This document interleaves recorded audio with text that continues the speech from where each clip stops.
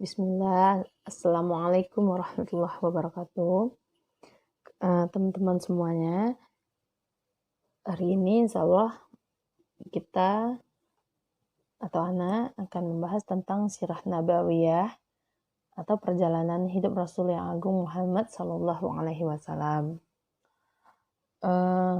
Malam ini kita akan bahas tentang kelahiran dan 40 tahun sebelum kenabian.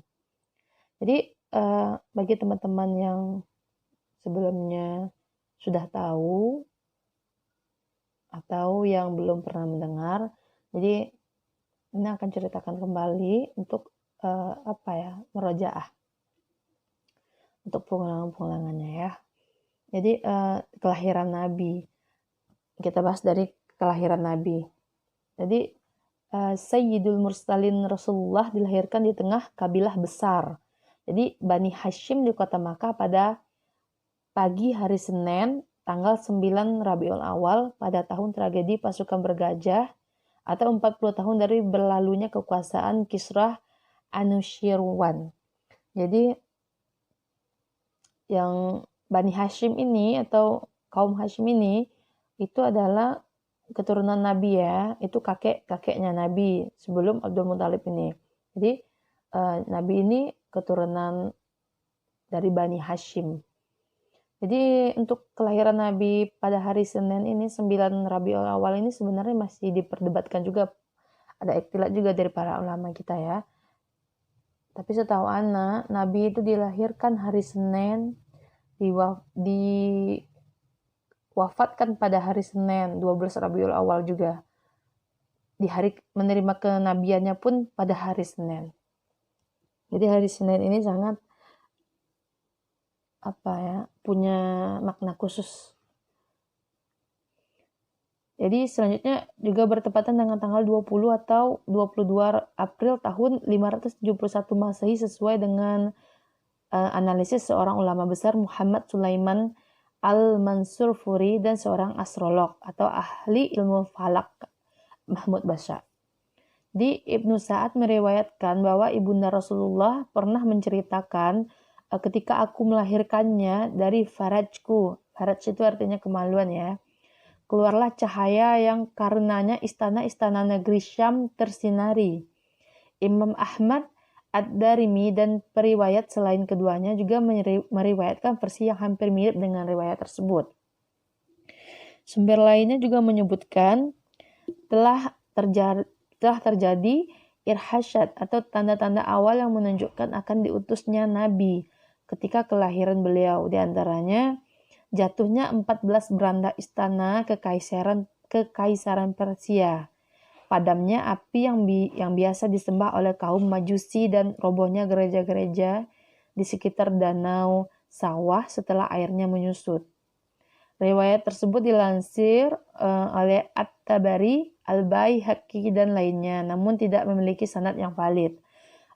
Setelah beliau dilahirkan, ibundanya itu mengirim utusan ke kakeknya, Abdul Muthalib, untuk memberitahukan kepadanya berita gembira kelahiran cucu tersebut.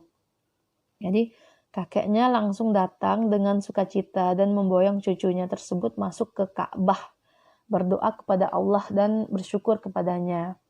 Kemudian memberinya nama Muhammad.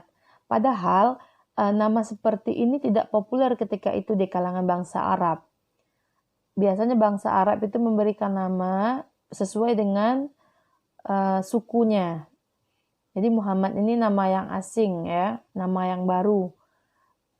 Pada hari ketujuh kelahirannya, Abdul Muthalib mengkhitan beliau sebagaimana tradisi yang berlaku di kalangan bangsa Arab waktu itu. Wanita pertama yang menyusui beliau atau Rasulullah setelah ibundanya adalah Suwaibah. Jadi wanita pertamanya yang menyusui Rasulullah setelah ibundanya ialah Suwaibah. Wanita ini merupakan budak wanita Abu Lahab. Jadi Suwaibah ini ialah budak wanita Abu Lahab yang saat itu juga tengah menyusui bayinya yang bernama Masruh. Sebelumnya dia juga telah menyusui Hamzah bin Abdul Muthalib. Kemudian menyusui Abu Salamah bin Abdul Asad al-Makhzumi setelah menyusui beliau. Kemudian di perkampungan kabilah Bani Sa'ad, tradisi yang berlaku di kalangan bangsa Arab yang tinggal di kota adalah mencari para wanita yang dapat menyusui bayi-bayi mereka sebagai tindakan terhadap preventif terhadap tersebarnya penyakit-penyakit kota. Jadi anak-anak lebih diarahkan ke desa pada waktu itu. Hal itu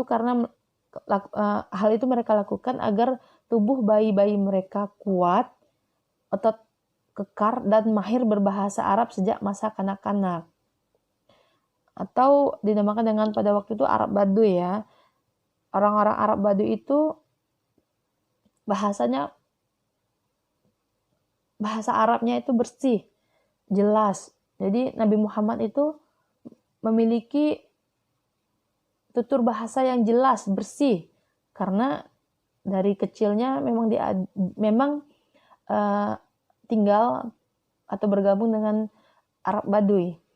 Jadi selanjutnya, oleh karena itu Abdul Muthalib mencari wanita-wanita yang dapat menyusui Rasulullah. Dia akhirnya mendapatkan seorang wanita penyusu dari kabilah Bani Sa'ad. Ini Bani Sa'ad atau Arab Baduy tadi ya. Bin Bakar yang bernama Halimah binti Abu Zu'aib. Nah, Halimah binti Abu Zu'aib. Suami wanita ini bernama Al-Haris bin Abdul Uzza yang berjuluk Abu Kabisyah, yang juga berasal dari kabilah yang sama. Dengan begitu, di sanalah Rasulullah memiliki banyak saudara sesusuan, yaitu Abdullah bin Al-Haris, Anisah binti Al-Haris, Huzaifah, dan Jussamah binti Al-Haris.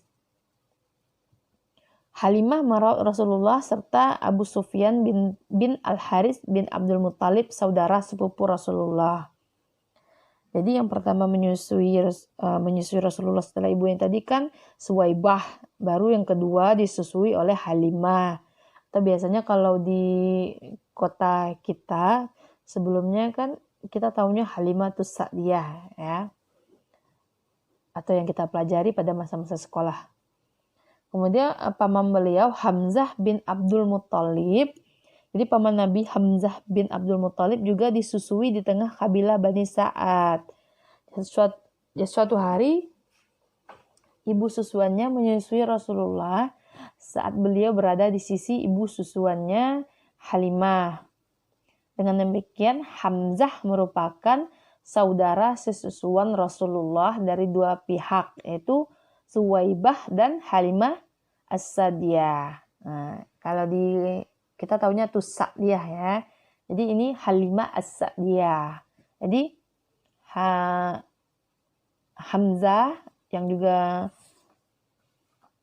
pamannya ya, Hamzah ini ialah paman dari Rasulullah yang juga saudara sesusuan dari Suwaibah dan Halimah As-Sa'diyah. Umurnya pun tak jauh berbeda, sama kayak kita kalau di kampung biasanya ete atau tante kita umurnya lebih kecil daripada kita atau hampir sama besar dengan kita, tapi dari garis keturunan dia itu termasuk atau dikategorikan tante, ete kita gitu kan. Ya, kayak ginilah hampir sama Hamzah dengan Nabi Muhammad SAW. Jadi umurnya tidak terlalu jauh berbeda.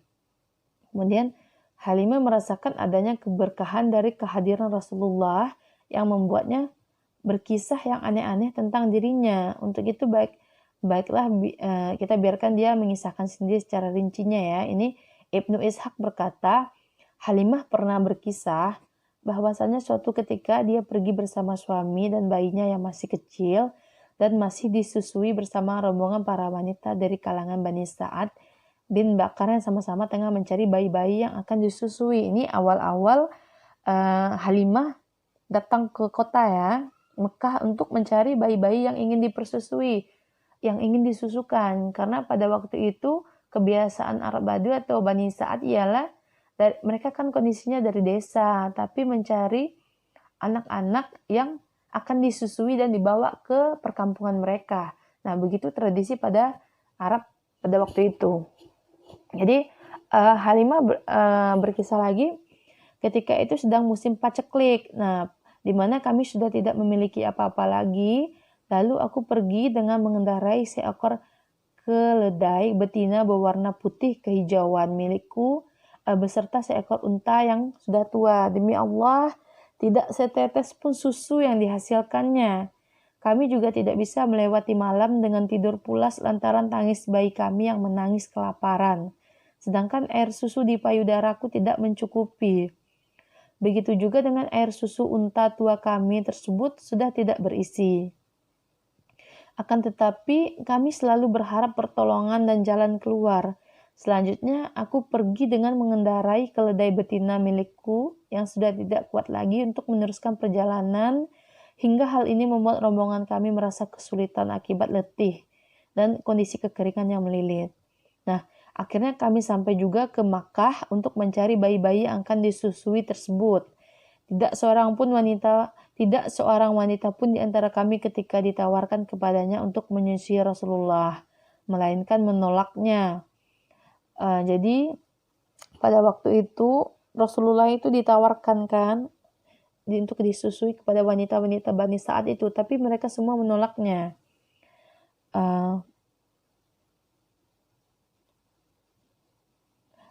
Karena alasan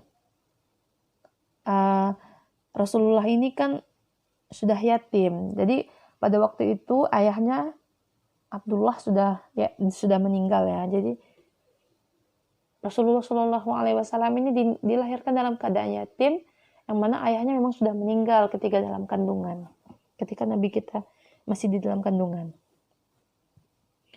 Kemudian selanjutnya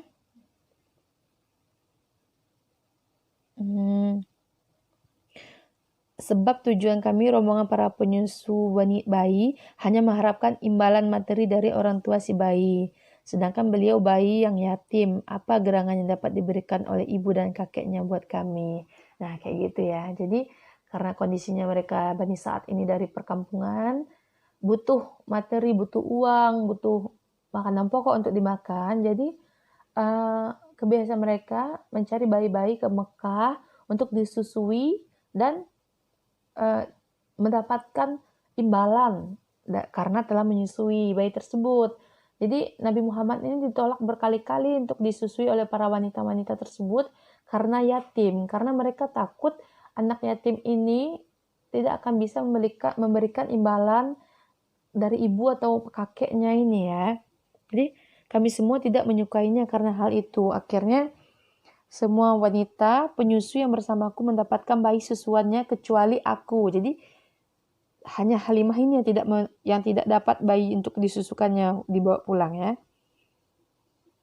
Tatkala kami semua sepakat akan berangkat pulang, aku berkata kepada suamiku, demi Allah, aku tidak sudi pulang bersama teman-temanku tanpa membawa seorang bayi susuan. Demi Allah, aku akan pergi ke rumah bayi yatim tersebut dan akan mengambilnya menjadi bayi susuanku. Nah itu. Jadi lalu suaminya berkata, tidak mengapa bila kamu melakukan hal itu.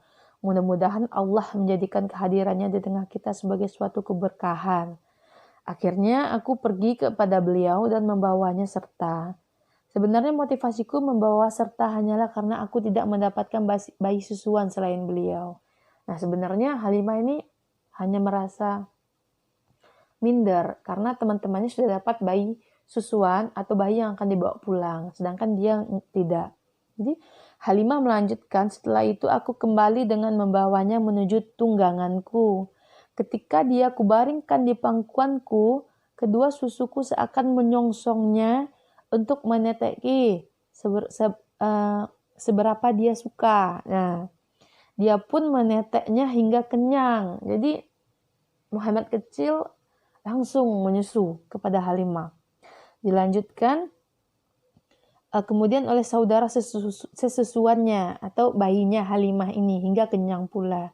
Kemudian keduanya tertidur dengan lelap padahal sebelumnya kami tak bisa memicingkan mata untuk tidur karena tangis bayi kami tersebut. Jadi Suamiku memeriksa unta tua milik kami dan ternyata susunya sudah berisi, Masya Allah. Lalu dia memerahnya untuk diminum. Lalu dia meminum dan aku juga ikut meminum hingga perut kami kenyang.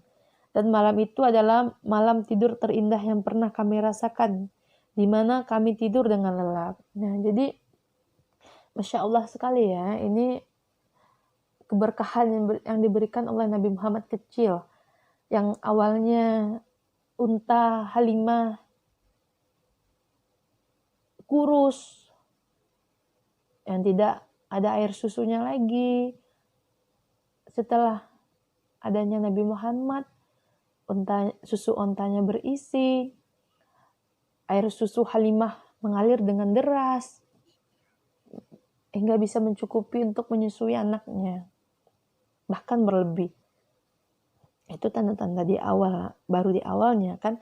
Pada pagi harinya suamiku berkata kepadaku ya, demi Allah, tahukah kamu wahai Halimah, kamu telah mengambil manusia yang diberkahi. Aku menimpali, demi Allah, aku berharap demikian. Kemudian kami pergi lagi. Aku menunggangi keledai betinaku dan membawa serta beliau di atasnya. Demi Allah, keledai betinaku tersebut sanggup menempuh perjalanan yang tidak sanggup dilakukan oleh unta-unta merah mereka. Sehingga teman-teman wanitaku dengan penuh keheranan berkata kepadaku, wahai putri Abu Zu'aib, ada apa denganmu? Kasihanilah kami. Bukankah keledai ini yang dulu engkau tunggangi ketika pergi? Aku menjawab, demi Allah, inilah keledai yang dulu itu. Lantas mereka berkata lagi, demi Allah, pasti ada sesuatu pada keledai ini. Kemudian sampailah kami di tempat tinggal kami di perkampungan kabilah Bani Sa'ad. Sepanjang pengetahuanku tidak ada bumi Allah yang lebih tandus darinya. Sejak kami pulang dengan membawa Muhammad, kambingku tampak dalam keadaan kenyang dan air susunya banyak sehingga kami dapat memerahnya dan meminumnya. Padahal orang-orang tidak mendapatkan setetes air susu pun meskipun di kantong susu kambingnya. Kejadian ini membuat kaumku yang bermukim berkata kepada para pengembala mereka, celakalah kalian, pergilah, ikuti kemana saja pengembala kambing putri Abu Zu'aib mengembalakan kambingnya. Meskipun demikian, realitasnya kambing-kambing mereka tetap kelaparan dan tidak mengeluarkan air susu setetes pun. Sedangkan kambingku selalu kenyang dan banyak air susunya. Jadi demikianlah kami selalu mendapatkan tambahan nikmat dan kebaikan dari Allah. Hingga tak terasa 2 tahun pun berlalu dan tiba waktuku untuk menyapihnya. Dia tumbuh berkembang dan tidak seperti kebanyakan anak-anak sebayanya. Sebab sebelum mencapai usia 2 tahun dia sudah tumbuh dengan postur yang bongsor. Kemudian Halimah melanjutkan, akhirnya kami mengunjungi ibunya dan dalam hati yang paling dalam kami sangat berharap dia masih bisa berada di tengah keluarga kami karena keberkahan yang kami rasakan sejak keberadaannya tersebut. Kemudian kami memujuk ibunya, aku berkata kepadanya, kiranya Anda sudi membiarkan anak ini bersamaku lagi hingga dia besar, sebab aku khawatir dia terserang penyakit menular yang bisa menjangkiti kota Mekah. Kami terus memelas kepadanya hingga dia bersedia mengembalikannya untuk tinggal bersama kami lagi. Nah, begitulah Rasulullah akhirnya tetap tinggal di perkampungan kabilah Bani Sa'ad hingga terjadi peristiwa dibelahnya dada beliau ketika berusia 4 atau 5 tahun. Imam Muslim meriwayatkan dari Anas bahwasanya Rasulullah Shallallahu Alaihi Wasallam didatangi oleh malaikat Jibril saat beliau tengah bermain bersama teman-teman sebayanya. Jibril menangkap dan merebahkan beliau di atas tanah, lalu membelah jantungnya. Kemudian mengeluarkannya, dari jantung itu dikeluarkanlah segumpal darah. Jibril berkata, ini adalah bagian syaitan yang ada pada dirimu, sehingga bila tetap ada, ini dapat memperdayaimu. Kemudian mencuci jantung tersebut dengan air zam-zam di dalam baskom yang terbuat dari emas. lalu memperbaikinya dan menaruhnya di tempat semula. Teman-teman sebayaan tersebut berlarian mencari ibu susuannya seraya berkata, Muhammad telah dibunuh. Mereka akhirnya beramai-ramai menghampirinya dan menemukannya dengan rona muka yang sudah berubah. Anas atau periwayat hadisnya ini berkata, sungguh aku telah melihat bekas jahitan itu di dada beliau. Nah, kemudian untuk bagian kembali ke pangkuan ibunda dan amat mengasihinya ini atau Aminah. Anda lanjutkan. Semoga cerita yang Anda sampaikan sebelum ini atau syirah yang Anda bacakan sebelum ini bisa Antuna serap dan pahami ya. Semoga Anda bisa menyampaikan dengan bagus dan sampai ke sanubari masing-masing.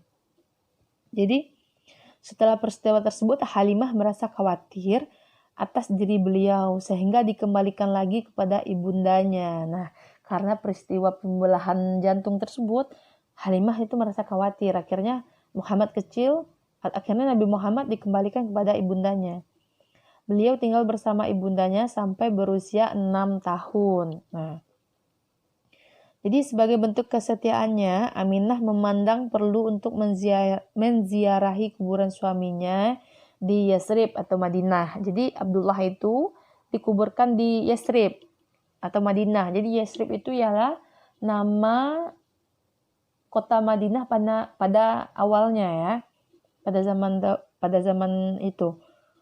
Jadi untuk itu dia keluar dari Makkah dengan menempuh perjalanan yang mencapai 500 km bersama anaknya yang masih kecil, Muhammad SAW dan pembantunya, Ummu Aiman dan mertuanya Abdul Muttalib. Setelah tinggal selama sebulan di sana, dia kembali pulang ke Makkah. Akan tetapi di tengah perjalanan dia terserang sakit sehingga akhirnya meninggal dunia di suatu tempat bernama Al-Abwa yang terletak di antara Makkah dan Madinah. Jadi Aminah itu meninggal di tengah-tengah antara Makkah dan Madinah. Kemudian setelah kejadian tadi, setelah meninggalnya ibundanya Rasulullah dibawa kembali ke Makkah oleh kakeknya. Jadi perasaan kasih terhadap sang cucu yang yatim semakin bertambah di sanubarinya, dan hal ini ditambah lagi dengan adanya musibah baru yang seakan menguras luka lama yang belum sembuh. Maka ibalah dia terhadapnya. Meninggal ayahnya, kemudian selang berapa tahun meninggal lagi ibunya.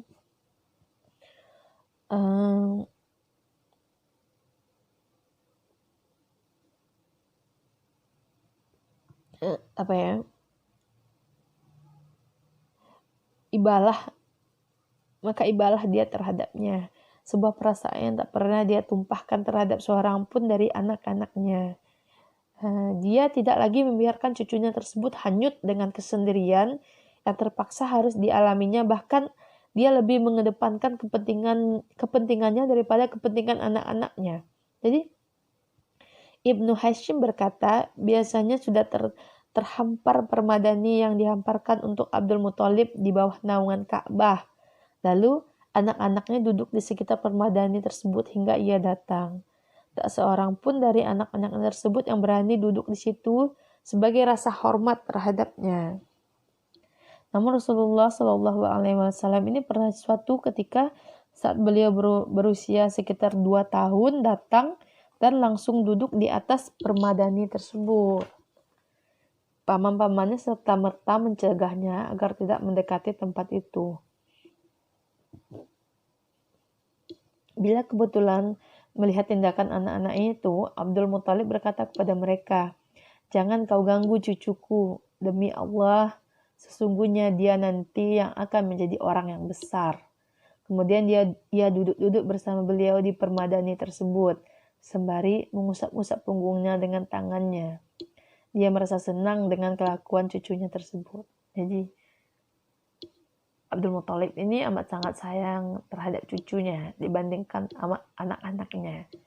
Jadi saat beliau berusia 8 tahun, 2 bulan 10 hari, di saat Nabi Muhammad berusia 8 tahun, 2 bulan 10 hari, kakek beliau meninggal. Nah, di kota Mekah. Jadi sebelum meninggal dia memandang bahwa selayaknya dia menyerahkan tanggung jawab terhadap cucunya tersebut kepada paman beliau ya, paman Muhammad, Abu Thalib, saudara kandung ayahanda beliau. Jadi Abu Thalib ini ialah saudara kandung Abdullah, ayahnya Muhammad sallallahu alaihi wasallam.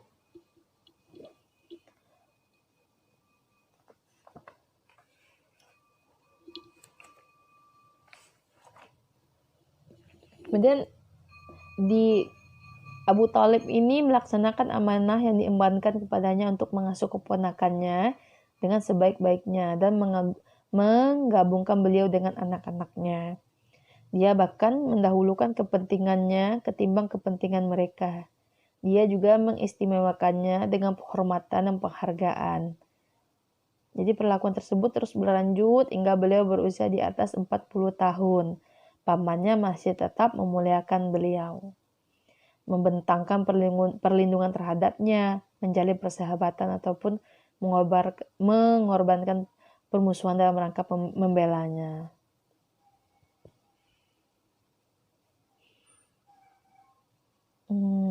Jadi di usia 8 tahun 2 bulan 10 hari ini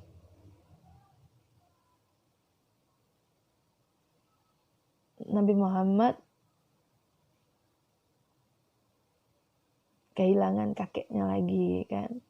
Di usia 6 tahun kehilangan ibundanya, 8 tahun kehilangan atau ditinggalkan kakek tercintanya, kemudian baru diasuh oleh pamannya Abu Thalib. Kemudian Anda lanjutkan, Ibnu As-Sakir meriwayatkan hadis dari Jalhamam bin Arfatah. Dia berkata, ketika aku datang ke Mekah, mereka sedang mengalami musim paceklik. Tidak turun hujan ya. Lantas orang-orang Quraisy berseru, wahai Abu Thalib, air lembah telah mengering dan kemiskinan merajalela. Untuk itu mari kita meminta agar diturunkan hujan. Kemudian Abu Thalib keluar dengan membawa seorang anak yang laksana matahari yang diselimuti oleh awan tebal pertanda hujan lebat akan turun. Yang darinya muncul kabut tebal yang di sekitarnya terdapat sumber mata air sumur. Lalu Abu Thalib memegang anak tersebut, menyandarkan punggungnya ke Ka'bah, serta menaunginya dengan jari-jarinya dari panasnya matahari. Ketika itu tidak ada gumpalan awan sama sekali. Namun tiba-tiba awan datang dari sana sini. Kemudian turunlah hujan dengan lebatnya hingga lembah mengalirkan air dan lahan-lahan tanah menjadi subur. Mengenai peristiwa ini, Abu Thalib menyinggung dalam rangkaian baitnya, dan bocah yang putih sang penolong anak yatim dan pelindung para janda. Melalui kedudukannya, hujan diharapkan turun. Nah, ini yang dimaksudkan Nabi kita Muhammad SAW ya. Jadi banyak sekali keberkahan yang dirasakan oleh orang-orang sekelilingnya dari mulai lahir, bayi, beranjak anak-anak, beranjak dewasa, beranjak remaja. Jadi banyak sekali keberkahan yang didapatkan oleh orang-orang di sekelilingnya.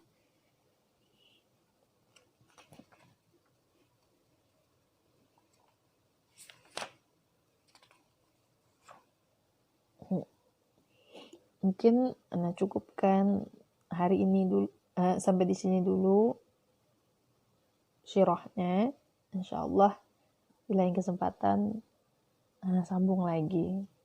Jika kawan-kawan, teman-teman, antum semua bersedia untuk mendengarkan dan mendapatkan ilmu.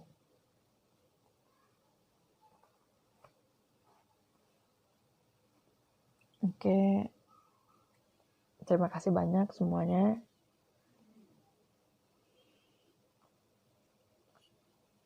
Syukran. Assalamualaikum.